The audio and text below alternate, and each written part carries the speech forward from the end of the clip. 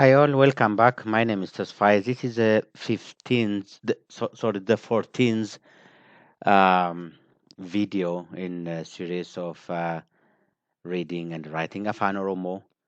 We've been going through different ways, different rules that are helpful in understanding how to read and write Afan Oromo.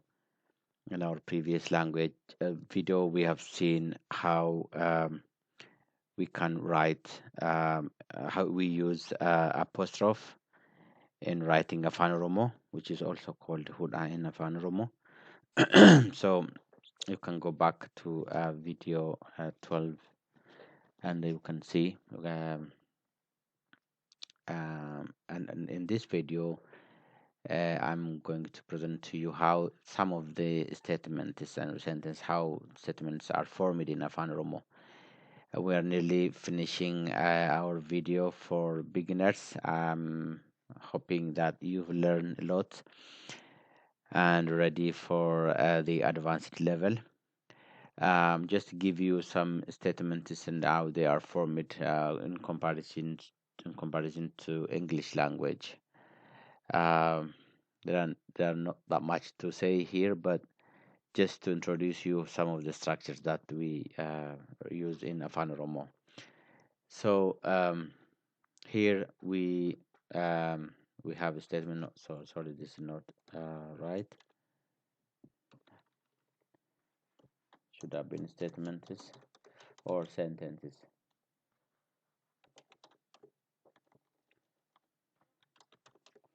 Um, so uh, my warning here is don't try to um, use your own language to then translate it to Oromo. This is what any second language users do, including me. We think in Afan Oromo and we speak in English. You may have spotted this. This is a mistake we have always, but don't try the vice versa, then making the same mistake I make here.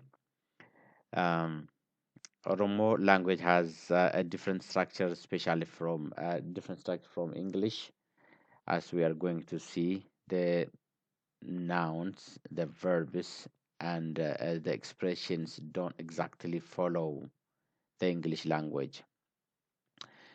So, my advice is just to practice, as usual. English, but sorry, language is a matter of practicing than communicating and so on than reading. We barely learn language from reading, but we better learn from speaking it.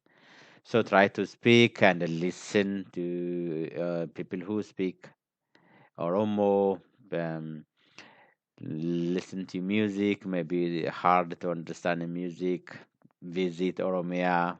Again, stay there for some time. People are very nice and they really will teach you how to speak Oromo. I know there are lots of,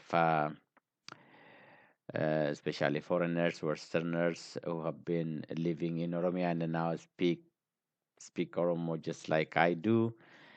Um, so it's not a language that is really hard to understand, but you obviously need some practice and some exposures, real exposures to the native speakers as well. And this is how we write. Look at this statement. Bokkaan roobee jira. Bokkaan is rain. Roobee is raining. Jira is a kind of verb. It's like it has happened. I can't even explain it. So it is already happened. So um um Bokkaan roobaa jira is a present tense that is happening for some time. So like it is raining. So it has already happening and it has happened for some time. So like present continuous tense. So bokkaan roobaa jira. As you can see, the rain is just kind of a flip. So if we have to say that in English, it's gonna be messy and then nobody understands. It's raining, roobaa jira. It's a well fine roobaa jira. It's raining, but mostly bokkaan roobaa jira. Bokkaa is rain and roobaa jira is raining. Some similarities, but it's not exact translations if you have to translate that. Adun baay'ee gubdi. Adun baay'ee gubdi. The sun is too hot. Um, Adu is sun. Baay'ee is very or too. Gubdi is for feminine sun. Guba is also possible. Adun baay'ee guba. Mostly we consider sun as a female, but still we can sometimes we can use adun baye guba, adun baye gubdi. It looked like it followed the structure. Adun baye guba, the sun is hot, but here we don't see any verb like is. uh, so it's just the way that language is spoken. Adun baye guba, the sun is hot, the sun is burning, like that. Kottu deemnee buna dhugnaa. Kottu deemnee buna dhugnaa. Kottu come deemnee, let's go, buna coffee dhugnaa. Come, go, coffee drink. Then that come, go, coffee drink. It looks like the translation is, if we go that way, it's not. Let's go and drink coffee. Um, that's what we can say. Kottu deemnee buna dhugnaa. So it's not, that one says it's not a direct translation, doesn't give any meaning. But for the starters, okay, people can understand. So, but you learn the wrong way. That I don't advise. Ani biyya bareedduun qaba. Ani biyya bareedduun qaba. Ani is me. I. Biyya, country. Bareedduu, beautiful. Qaba, have. I have a beautiful country. So look at, I have a beautiful country. That's how the order is in Oromo. So I, country, beautiful, have. It doesn't go like that. Doesn't go like that. So um it has its own arrangements, uh, completely different from English. Ani sin jaalladha. Ani sin jaalladha. I love you. So in three words like this, even we don't see the same structure. I,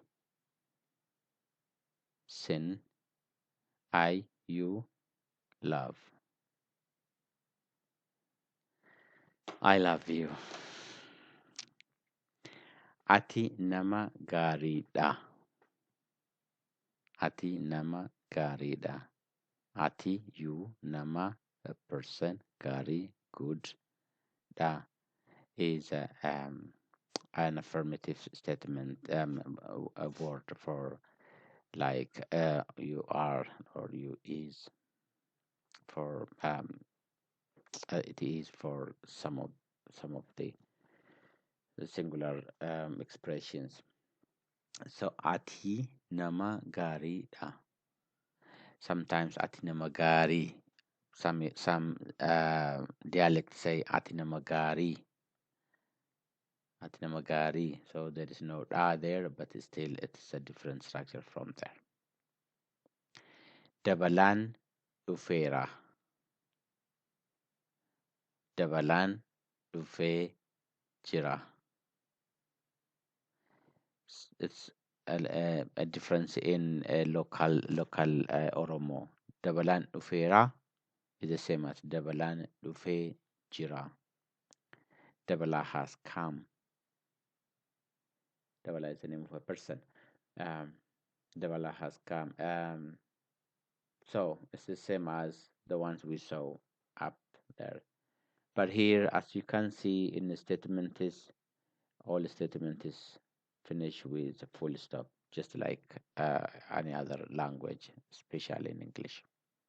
These are the questions. Akkam jirta? How are you? But here the words are completely akkam, how, that's correct. Jirta is a word for come from a stem word living. Jira, jirata. So there is no that word here. Akkam jirta? How are you? And for short, people when in greeting is akkam. That is also how are you? Akkam. So if you have a communicative language, a communicative Oromo language, that's the way to learn more. But just that's not the plan of this lesson. I maybe think of teaching you a communicative Oromo so that you practice communicating. Akkam jirta. How are you? Ani tolada. Ati ho. Ani tolada. I am Tola. And you? And what you called? And what's your name? Ani tolada. Ati ho. This is a way of introducing yourself to somebody. Ani tolada ati ho. I am this person and who are you? Ati eenyu ati eenyu jedhamta. Ati eenyu jedhamta. Or can be short ati eenyu. Who are you? Who are you called? A bit better than the statement, but still the arrangements are a little bit different.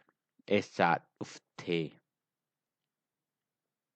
Eessa dhufte. Just two words means where did you come from? Eessa is where. Dhufte come. Eessa dhufte. If you translate in English that where come, that doesn't go like that. Where did you come from? The right thing we say, isn't it, in English? Biyyi kee eessa? Biyyi kee eessa? Or in some dialects, biyyi kee eessadha? Biyyi kee eessadha? Biyyi kee eessa? Or biyyi kee eessa? All possible. Biyyi kee eessa? Biyyi kee eessa? Question. Or biyyi kee eessadha? All means the same.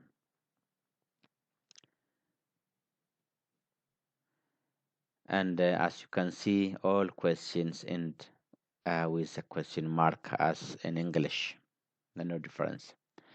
These are commands or orders. Kubba eat. Sorry, I missed. Kubba eat. Kick the ball. Kubba eat.